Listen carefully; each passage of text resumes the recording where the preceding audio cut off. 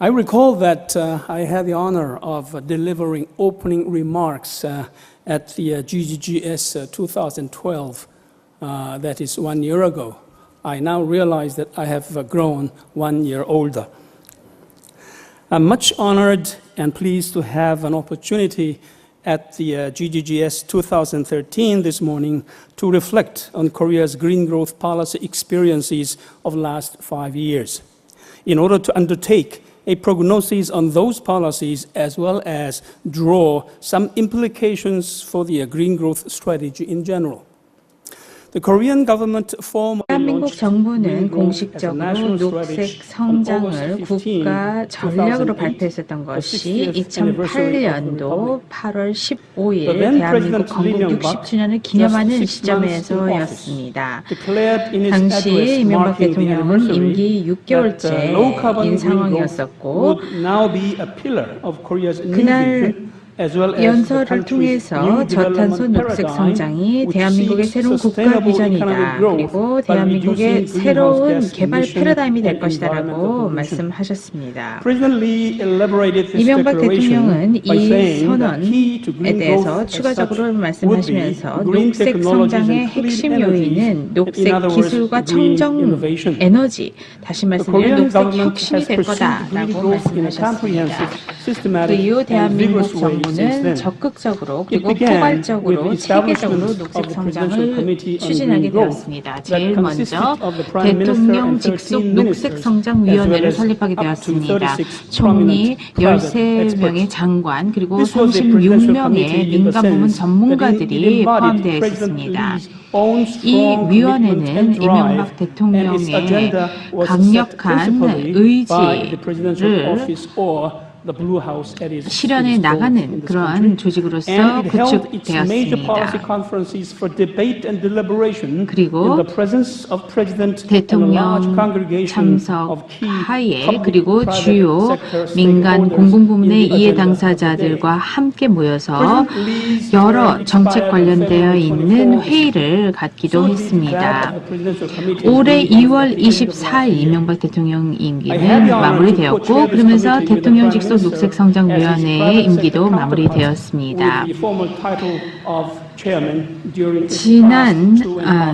이 마지막 2년 반 동안 저는 이 대통령 직속 녹색성장위원회 위원장으로 활동했었습니다. 제 임기 마지막 부분에 들어가서 저서를 발간하게 되었는데요. 대한민국의 녹색성장 1.0, 녹색성장 2.0을 위한 권장과 분석 내용이라는 그런 제목을 가지고 올해 2월에 책이 발간되었습니다. 박근혜 대통령의 신정부의 대통령 직속 녹색성장위원회는 다시 조정되어서 이제는 총리 산하 기관으로서 위원회로 구축되고 있습니다. 약 60명이 참가하게 되어 있고요. 대체적으로 14개 관련 부처로부터 고위 관리들이 참여하고 있습니다.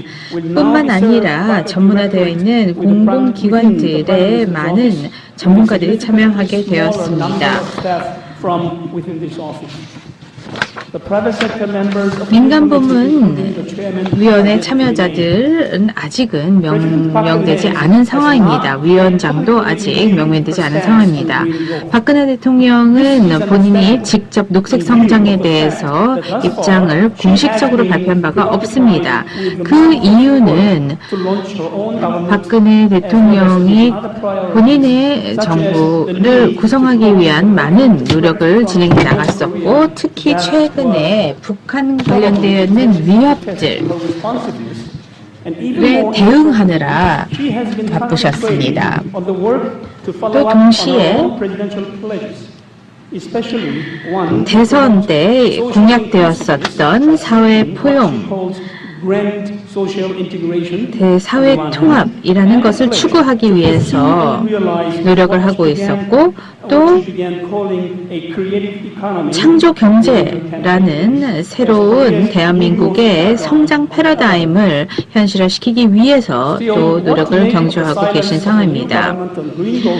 그런데 지금까지 녹색 성장에 대해서 신정부가 침묵을 지키면서 많은 관료들 또 언론 그리고 기업들 쪽에서 궁금해하고 있는 상황입니다.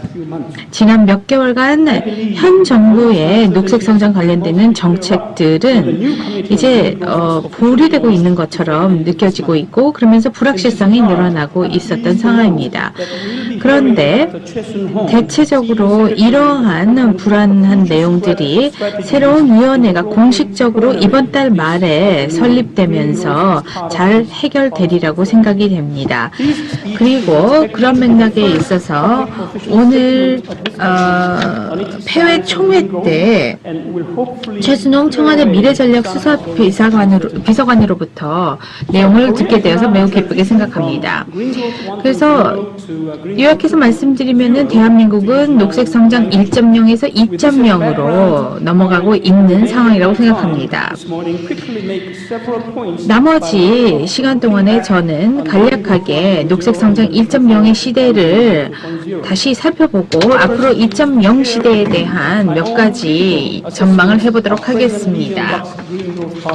그리고 이명박 대통령의 녹색 성장 정책에 대한 저 나름대로의 분석을 말씀드리고자 합니다. 내부적으로 제가 경험했었던 바를 기반으로 해서 뿐만 아니라 박근혜 대통령 임기 내의 녹색 성장 체제가 앞으로 어떻게 전환되어야 되고 발전되어야 될 것인지에 대해서 나름대로의 권장 내용을 말씀드리고자 합니다. 어제 많은 국가들의 정치적 의지 부재에 대해서 대화들이 이루어졌었습니다. 대한민국의 녹색 성장 1.0을 검토하는 데 있어서 제일 먼저 주요 성과들에 대해서 말씀드려야 될 것 같습니다. 첫 번째로 말씀드릴 수 있는 녹색 성장 1.0 시대의 성과라는 것은 바로 국가적인 차원의 어젠다로서 다뤄졌다는 것입니다. 이전에도 제가 언급했었습니다만 빅토 유고의 인용구에 의하면 그 시대를 맞이한 아이디어만큼 강력한 것은 없다라고 얘기한 것처럼 녹색 성장이야말로 사람들의 가치, 사람들의 생각에 매우 큰 영향을 끼친 큰 아이디어로서 시대를 지배하게 되었습니다. 또 많은 사람들이 환경 관련돼서 가지고 있었던 생각들이 많이 바뀌는 그런 상황이었습니다. 작년 1월 전에 진행되었던 설문조사에 의하면 대한민국 국민들의 97%가 미래 정부에서도 녹색 성장 전략을 지속적으로 추진해야 된다라고 대답했습니다. 두 번째 성과로 볼 수 있는 것은 바로 대통령 직속 위원회를 구축하면서 그리고 또 녹색 성장 관련되어 있는 국가 전략 제1차 녹색 성장 5개년 계획 그리고 16개의 시 정부에서 녹색 성장 위원회들이 마련됐었던 것만 보더라도 제도적인 프레임워크가 포괄적으로 구축되었다는 것이 매우 중요한 성과라고 생각합니다.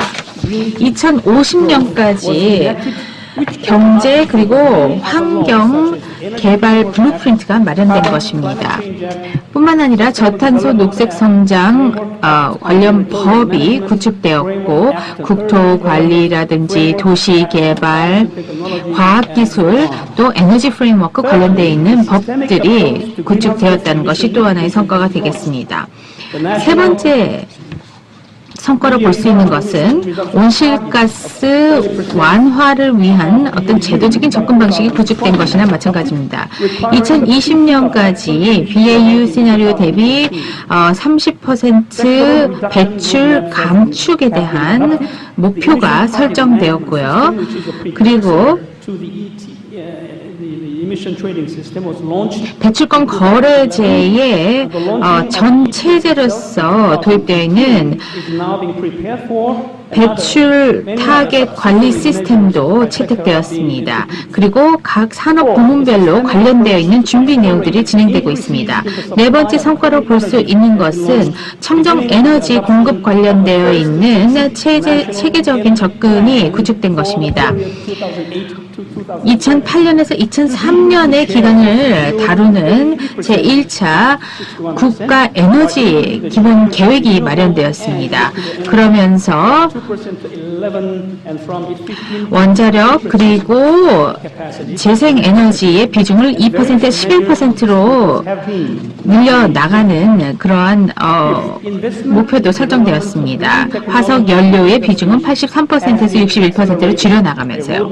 다섯 번째 성과를 볼 수 있는 것은 녹색 기술과 녹색 산업 개발 관련되어 있는 투자들이 가속화되고 있는 것입니다. R&D 관련되는 로드맵이 녹색 기술들에 대해서 구축되었고 10개의 핵심 녹색 기술에 대한 상업화 계획 및 조치들이 마련되었습니다. 솔라셀, LED 라이팅, 또 LED 디스플레이, 녹색 IT, 또 녹색 자동차, 퓨얼셀, 기타 등등이 구축되고 또 진행되고 있는 것입니다. 여섯 번째 성과를 볼 수 있는 것이 통합화되어 있는 자원 재활용 관리 그리고 통합화되어 있는 폐기물 관리 네트워크가 통합되어 있는 국가적인 시스템으로서 마련되게 되었습니다. 일곱 번째 성과를 볼 수 있는 것이 녹색 형태의 기업 경영 또 녹색 생활 관련되어 있는 조치들도 마련되었습니다. 또 각 각 산업 부문별로 기후변화 관련되어 있는 포괄적인 계획들도 마련되었습니다. 대한민국이 기후변화 관련돼서 2100년까지 한반도에서 일어날 수 있을 만한 국가 스탠다드 시나리오도 마련되게 되었습니다. 기후변화 적응 프로젝트의 일부로서 4대강 프로젝트가 진행되었었고요. 이러한 대규모 프로젝트가 초기부터 많은 환경단체 그리고 정치계에서 많은 반대를 불러일으키기도 했었던 프로젝트였습니다. 또 동시에 또 하나의 성과를 볼 수 있는 것은 바로 대한민국이 녹색 경제에 대해서 어떤 리더 역할을 담당하게 되었다는 국제사회에서의 위치 상승의 큰 성과라고 볼 수 있겠습니다. OECD, G20, 서울 정상회의 또 그 외에 여러 다양한 파트너십들, 예를 들어서 한 덴마크 녹색 성장 얼라이언스 그리고 글로벌 녹색 성장 서밋, 기타 등등의 회의들을 통해서 녹색 성장을 적극적으로 국제 어젠다로서 다루게 되었습니다. 그리고 리오 플러스 20 회의에 이르기까지 적극적으로 대한민국이 녹색 성장을 추진하게 되었고 GGGI의 설립이라든지 여러 측면에 있어서 기여하게 되었습니다. 작년 10월에 대한민국은 녹색 기후 기금의 호스팅 내션이 되었고요. 이렇게 되면서 GCF가 효과적인 기후 관련되어 있는 파이낸싱 인스티튜션으로서 설립하는 데 있어서 아주 촉매 역할을 담당하게 되었습니다.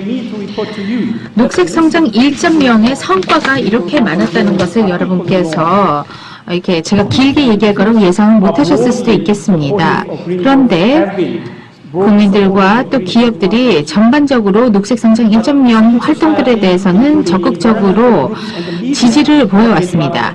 하지만 거기에 대한 비판적인 입장을 가지고 있었던 분들도 계셨죠. 환경단체라든지 언론들에서 그랬습니다.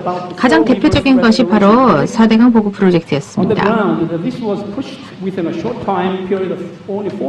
4년이라는 기간 동안에 4대강 관련되어 있는 많은 활동들이 진행되었는데요. 그럼에도 불구하고 강력한 반발이 환경단체들로부터 일어났었습니다. 바로 자연 생태계를 변경시키고 있기 때문에 자연 환경이 파괴되고 있다라는 비난들이 나타났었던 것입니다.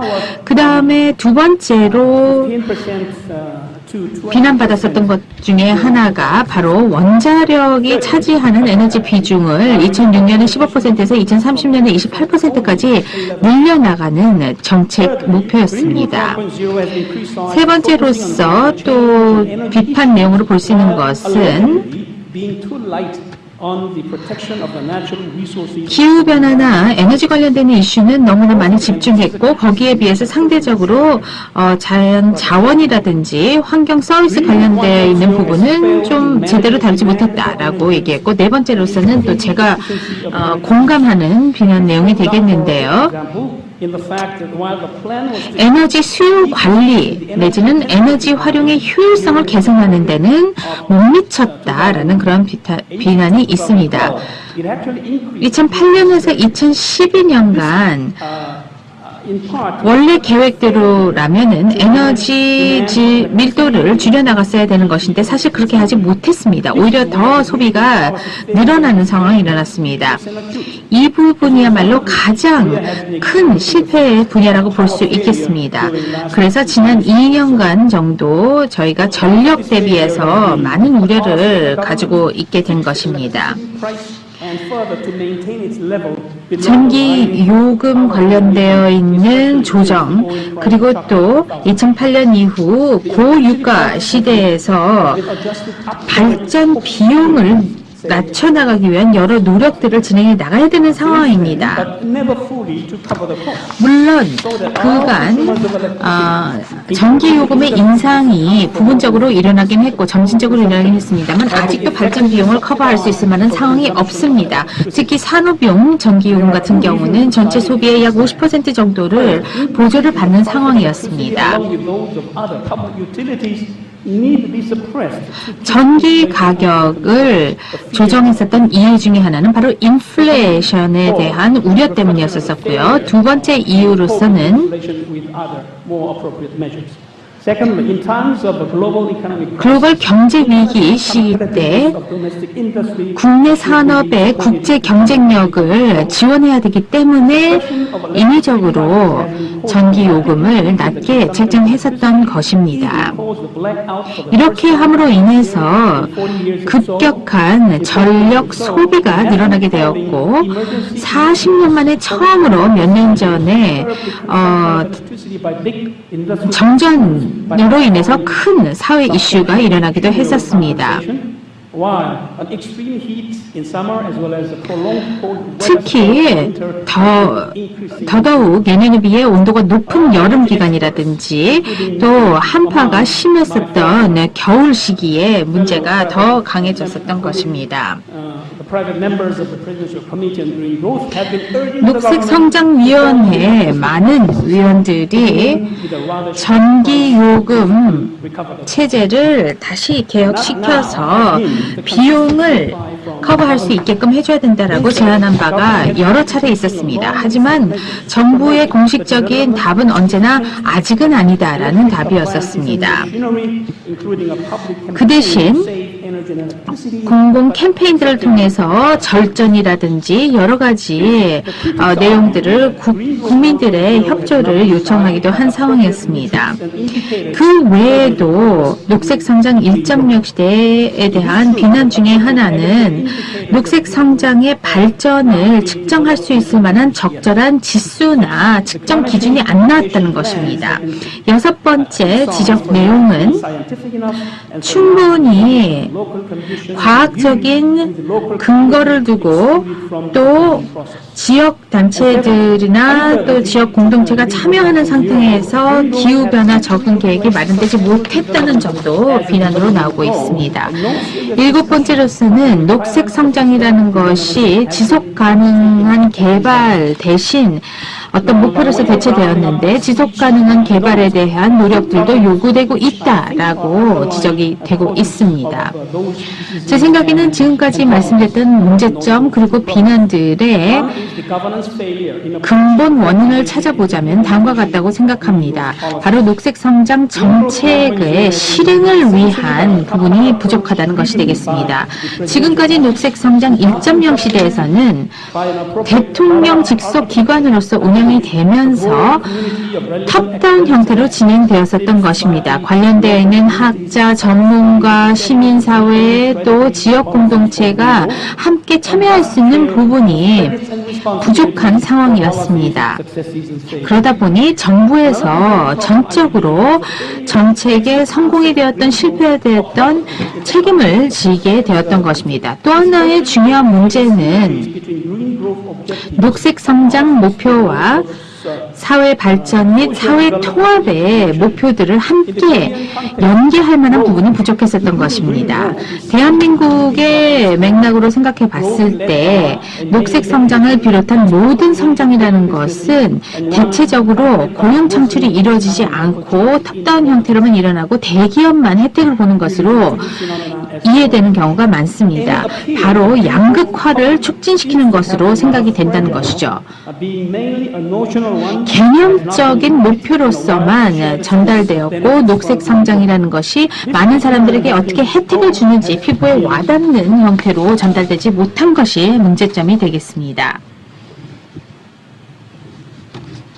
And this has made bold transformational measures for green growth, such as the electricity pricing reform, which would 전기요금 what 인상이라든지 이런 부분들과 연결되면서 오히려 사람들의 삶에 더 어려운 그런 결과만 느껴졌었던 것입니다.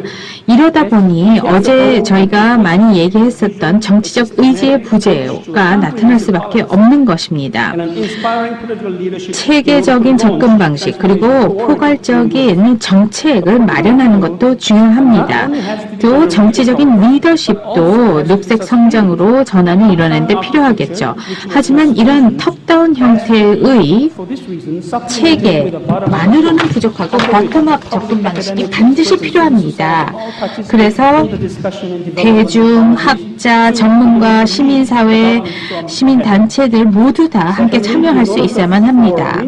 그리고 녹색 성장 정책이 제대로 유지되기 위해서는 무엇보다도 이 정책들이 보다 더 큰 지속 가능한 개발이라는 큰 프레임워크 안에 포함되어 있어야만 합니다. 그렇게 해야지만 사회 전체적인 혜택이 전달될 수 있을 거라고 여겨지는 것입니다.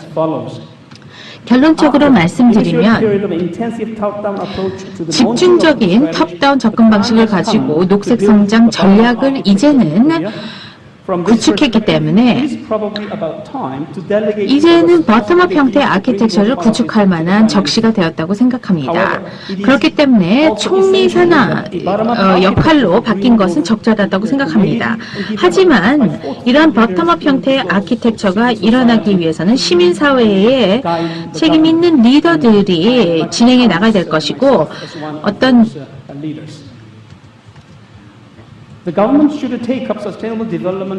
지침을 제공하는 것은 정부 쪽에서 가이딩하는 것으로 진행되어야 된다고 생각합니다.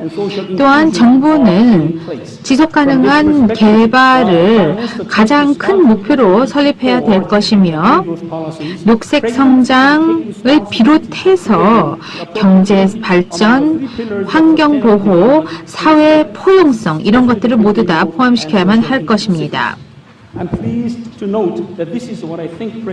다행히 박근혜 대통령께서 추진하는 내용이 바로 이것과 일맥상통한다고 보기 때문에 기쁘게 생각합니다. 마지막으로 이러한 제안 내용들, 제가 말씀드린 이런 내용들이 그렇다고 해서 박근혜 대통령이 녹색 성장에 대한 정치적 리더십을 안 가져도 된다고 말씀드린 것은 아닙니다. 지속적으로 녹색 성장 전략을 추구하는 것을 강력하게 표현할 수 있어야 된다고 여깁니다. 그렇게 해야지만 약점들이나 문제점들을 해결하고 강점들은 보다 더 강화시켜 나갈 수 있을 것입니다. 녹색 성장에 대한 대한민국 국내 모멘텀이 될 필요가 있고요. 그렇게 하기 위해서 박근혜 대통령의 글로벌 녹색 성장 리더십을 대한민국을 대표해서 추진해야 할 것입니다. 경청해 주셔서 감사합니다.